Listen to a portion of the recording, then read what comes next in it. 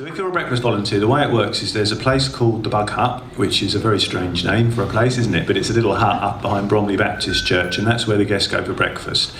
Breakfast is at 7 o'clock, so if you're a breakfast volunteer, you need to arrive about 6:40, so you can get ready to receive the guests at 7 o'clock.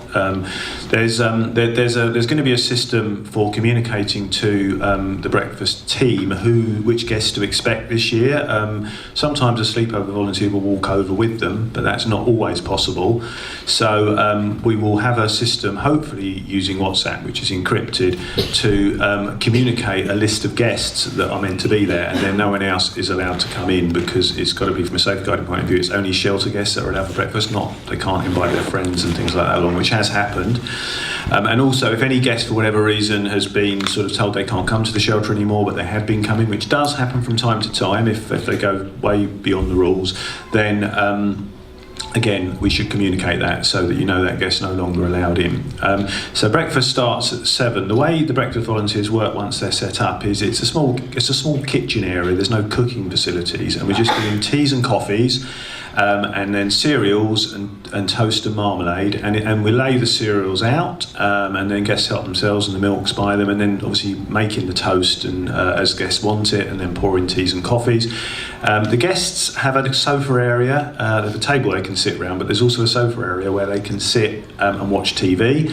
They're there from 7 till 9, so the breakfast volunteer will leave just after 9 when the guests leave. And the good thing about that is that the guests haven't got much to do in the day a lot of the time, so it's good that they've got somewhere to go for that period. And the TV is something that's different. We don't have a TV in the shelter itself, but we do have one at the breakfast venue. We'll be quite strict with the channels it goes on, because we don't necessarily want the guests choosing some of the channels they want to watch, because it can get a bit sort of loud and a bit too sort of I suppose tense for a morning. If you're watching some sort of cop show where people are going around shooting people in the morning, it's not ideal.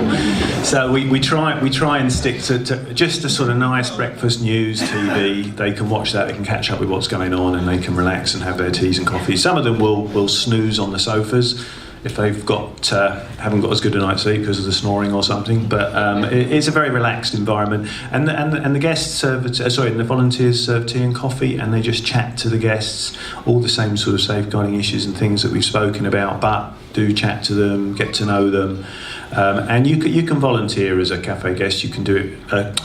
Get it right in a minute. As a breakfast volunteer, you can do it once a week, you can do it once a fortnight. I think Jill, who runs the team, is not here today, but in Bromley. But she I think would ideally like at least once a fortnight on one day of the week. But she can obviously talk to you about that or email you about that. And it's a really, really important part. I mean, we used to do breakfast actually in the shelter venue when I first started, but I think it's been really good that we've been able to do it in what we call the Bug Hut. And it's really nice that we've got that facility, and it works really well for the guests to have somewhere to relax for a bit, rather than having breakfast and quickly rushing off at 7 o'clock in the morning from the shelter.